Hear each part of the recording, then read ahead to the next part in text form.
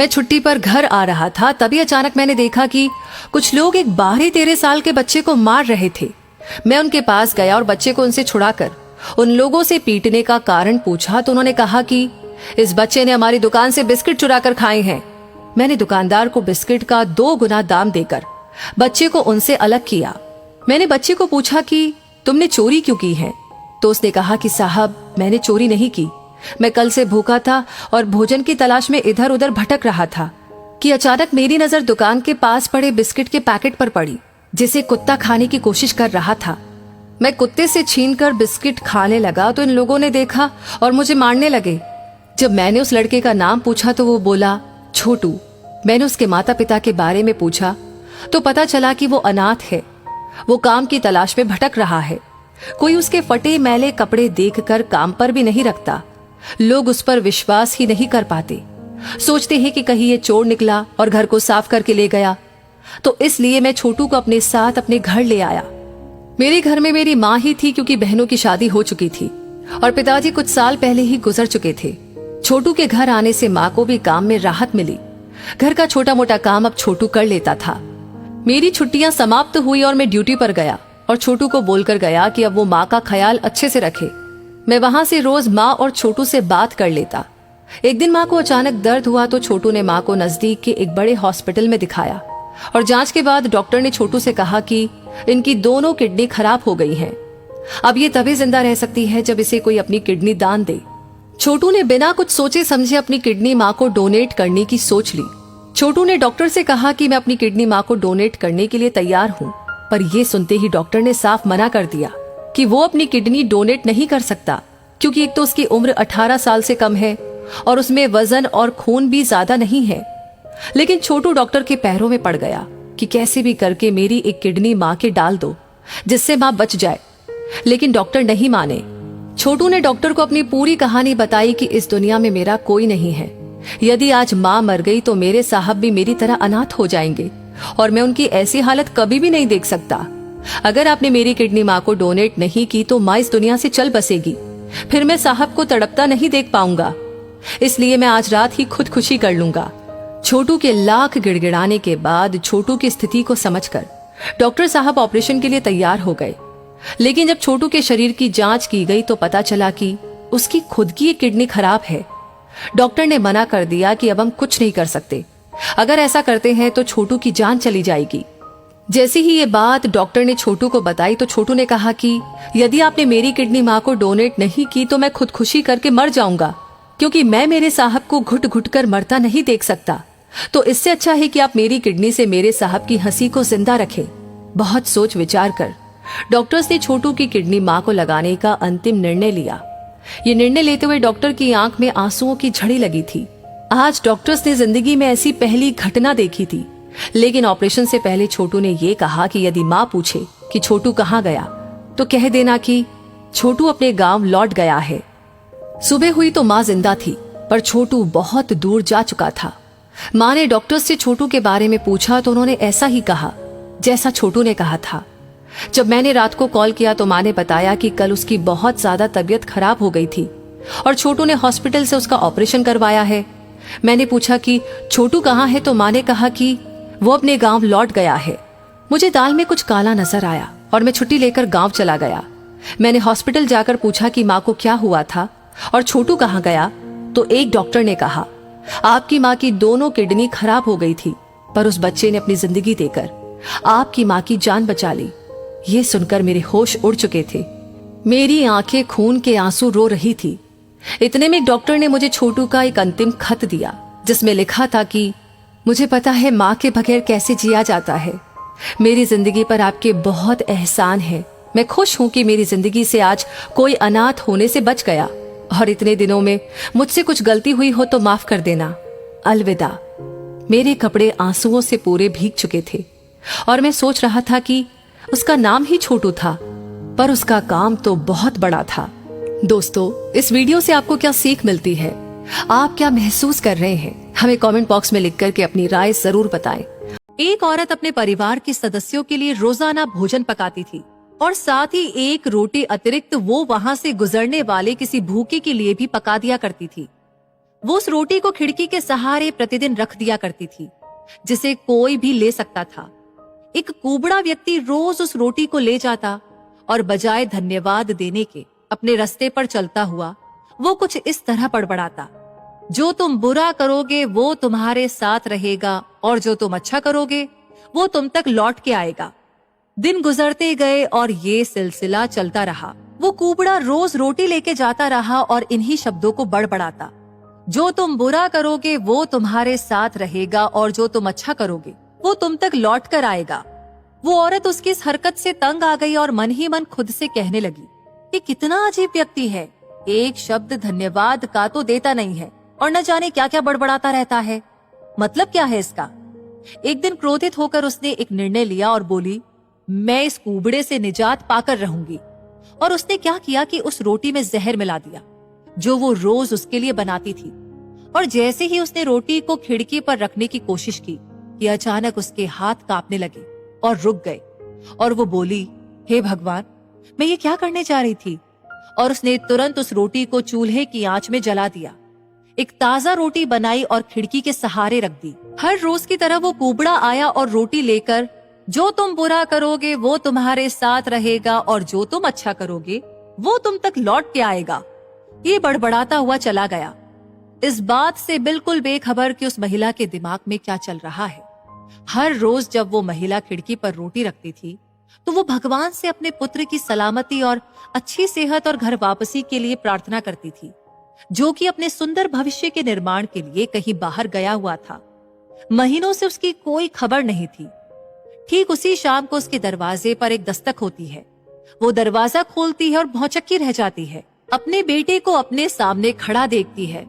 वो पतला और दुबला हो गया था, उसके कपड़े फटे हुए थे और वो भूखा भी था। भूख से वो कमजोर हो गया था। जैसे ही उसने अपनी माँ को देखा, उसने कहा, माँ, ये एक चमत्कार है कि मैं यहाँ पर हूँ।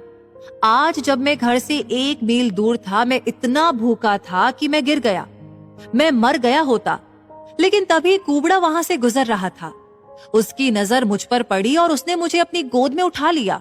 भूख के मारे मेरे प्राण निकल रहे थे। मैंने उससे खाने को कुछ मांगा तो उसने निसंकोच अपनी रोटी मुझे ये कहकर दे दी कि मैं हर रोज यही खाता हूँ, लेकिन आज मुझसे ज्यादा जरूरत इसकी तुम्हें है, सो ये लो और अपनी भूख को तृप्त करो। जैसे ही माँ ने उसकी बात सुनी, माँ का चेहरा पीला पड़ गया और अपने आप को संभालने के लिए उसने दरवाजे का सहारा लिया। उसके मस्तिष्क में वो बात घूमने लगी कि कैसे उसने सुबह रोटी में जहर मिलाया था। अगर उसने वो रोटी आग में जला के नष्ट ना की होती तो उसका बेटा उस रोटी को खा लेता और अंजाम होता उसकी मौत।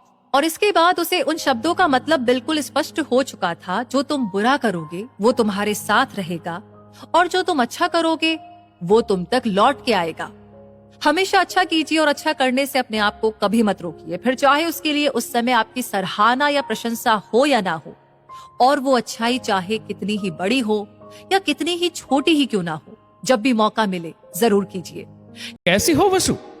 शब्दों की आत्मीयता और ये जानी पहचानी आवाज सुनकर पिता की अंत्येष्टि में आई वसुधा की जैसे सांस अटक गई। उसने पीछे मुड़कर देखा तो मानो जीभ तालू से चिपक गई और आंखें जम सी गई। अभय?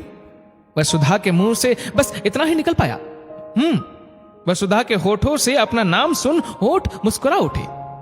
आंखें और गहरी हो गई थी, माथे पर लकीरें तनिक बढ़ गई थी।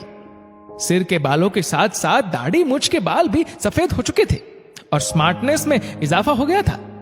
मोहतरमा, हमने पूछा कैसी हो? हाँ, ठीक हो। वसुधा ने आश्चर्य और संकोच दोनों को छुपाते हुए चेहरे पर मुस्कान लाने की कोशिश की। तुम यहां? तुम तो यूके? हाँ, कुछ जरूरी काम से आया था, लेकिन यह दुखद समाचार सुन खुद को रोक नहीं पाया। अभय का यह जवाब सुन वसुधा को 30-32 साल पहले वाला अभय याद हो आया। एक दूसरे के घर के बीच का फासला कई किलोमीटर होने के बावजूद भी अभय जब कभी वसुधा के घर के आसपास दिख जाता, वसुधा उससे यही सवाल करती, तुम यहां? और अभय इसी तरह जवाब देता, कुछ जरूरी काम से आया था। लेकिन वसुधा ने ना कभी वह जरूरी काम पूछा और ना ही अभय ने कभी बताया। तुम खड़े क्यों हो? बैठो ना। वसुधा ने शामियाने में एक और रखी कुर्सियों की ओर इशारा किया। अकेली आई हो? हाँ बेटा यूएस में है, आ नहीं सका। ये कब हुआ? वसुधा की सूनी मांग और खाली कलाइयों को देख अभय ने इशारे से पूछा। लगभग 8 वर्ष हो गए। कोई एक्सीडेंट? हाँ एक्सीडेंट ही तो था। मतलब? इतना ज्यादा नशा करने वाले इंसान के साथ विवाह होना एक्सीडेंट ही कहलाता है अभय। आंखें छलक आई थी वसुधा की। मेरी छोड़ो, तुम सुनाओ, बताओ क्या सुनना चाहोगी? इन 30 वर्षों में तुम्हारी जिंदगी में शामिल हुए खुशियां और क्या? अरे भाई, हम तो किसी को पसंद ही नहीं आए। मतलब विवाह नहीं किया? किया था। पूरे 23 वर्ष हो गए पत्नी को हमसे रूठ कर ईश्वर के पास शिकायत दर्ज करवाने गए हुए। ओह, और बच्चे? एक बेटी है, कैलिफोर्निया में पढ़ाई कर रही है। शामियाना में आगंतुकों की संख्या बढ़ने लगी थी। वसुधा भीतर जाने के लिए उठ खड़ी हुई। अगर कभी दिल कहे तो मुझे कॉल जरूर करना। अभय ने जेब से अपना विजिटिंग कार्ड निकाल वसुधा की ओर बढ़ाया। वसुधा ने संकोच के साथ विजिटिंग कार्ड अभय के हाथ से ले मुट्ठी में बांध लिया। अभय जा चुका था और वसुधा अपने आप में खोई पिताजी के कमरे में पहुंच चुकी थी। पिताजी की तस्वीर के सामने दीपक जल रहा था और वसुधा की मुट्ठी में कुछ पिघल रहा था। उसके मानस पटल पर 30 वर्ष पहले खुद को कहीं से तोड़कर कहीं जोड़ने का चलचित्र जो चल रहा था। कर्मकांड की सारी रस्में पूरी हो चुकी थी। कौओं को भोग लगाया जा चुका था और शायद पिताजी की आत्मा को शांति भी मिल चुकी थी। लेकिन वसुधा की अंतरात्मा अशांत थी। वसुधा मां के कमरे में औंधे मुंह पड़ी थी। ये कमरा 30 वर्ष पूर्व वसुधा का हुआ करता था और वसुधा अक्सर अपने कमरे में ऐसे ही लेटना पसंद करती थी। आज वह बहुत अकेलापन महसूस कर रही थी। अकेलापन महसूस करने का कारण भी था। वसुधा बिस्तर से उठकर टेबल तक गई।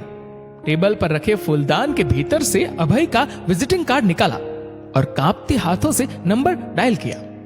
शायद रिंग नहीं हुआ था, लेकिन कॉल पिक हो गया था। हेलो वसु। वसुधा चुप थी, मानो पकड़ी गई थी। मैं तुम्हें सुन पा रहा हूं, कुछ बोलो। अभय? हाँ बोलो ना वसु। आज मैं खुद को बहुत अकेला महसूस कर रही हूं अभय। वसुधा मानो टूट सी रही थी। मैं समझ सकता हूं, मैं क्या करूं अभय? अब मैं कैसे जीऊं? मायका भी तो खत्म हो चुका है। वसुधा फूट फूट कर रो पड़ी। वसुधा रो मत। अभय, मेरा जीवन एकदम सूना सा हो गया है। वसुधा रोए जा रही थी। वसुधा, अब फैसला तुम्हें लेना है। मैं तो अभी भी वहीं खड़ा हूं। नहीं अभय, बेटा नहीं मानेगा। कुछ देर दोनों तरफ खामोशी थी। वसु, उस दिन भी मैं सही था। अभय की आवाज ने खामोशी को तोड़ा। वसुधा चुप रही। याद है वसु, जब मैं बड़ी हिम्मत कर तुम्हारे पिताजी से तुम्हारा हाथ मांगने तुम्हारे घर आया था और तुमने ये कहते हुए मुझे कसम दे दरवाजे से ही वापस भेज दिया था कि पिताजी नहीं मानेंगे। वसुधा की सिसकियां अभय सुन पा रहा था। अभय, तुम एक औरत की मजबूरी नहीं समझ सकते। मैं बहुत पहले समझ गया था वसु। नहीं अभय, तुम शायद गलत समझे थे। देखो वसु, वसुधा सदा वसुधा ही रही। वह समर्थ है, किंतु उसे अपने भीतर क्या उपजाना है, इसका निर्णय लेने में ना वह कल समर्थ थी और ना आज। तुमने अपने नाम को सार्थक किया है वसु। वसुधा की सिसकियां बढ़ गई थी। खैर, तुम अब ये गम छोड़ अपनी सार्थकता का जश्न मना सकती हो। मैं कल यूके के लिए निकल रहा हूं। वसुधा समर्थ होते हुए भी आज फिर से फैसला नहीं कर पाई। आज फिर से अभय जा रहा था और वह आज फिर से रो रही थी। लेकिन ये आंसू अपने नाम को सार्थक करने के जश्न के थे या एक खूबसूरत जिंदगी के नजदीक से गुजरकर उसे फिर से हमेशा के लिए खो देने के गम के। इसका फैसला कर पाने में वह अभी भी असमर्थ थी। दोस्तों, इस वीडियो को लेकर आपकी क्या राय है नीचे कमेंट करके जरूर बताएगा। और अगर आपको वीडियो अच्छा लगा हो तो इस वीडियो को लाइक करेगा, शेयर करेगा ज्यादा से ज्यादा लोगों तक। और ऐसी ही और भी इंस्पिरेशनल वीडियोस के लिए हमारा फेसबुक पेज आज ही फॉलो करें। धन्यवाद।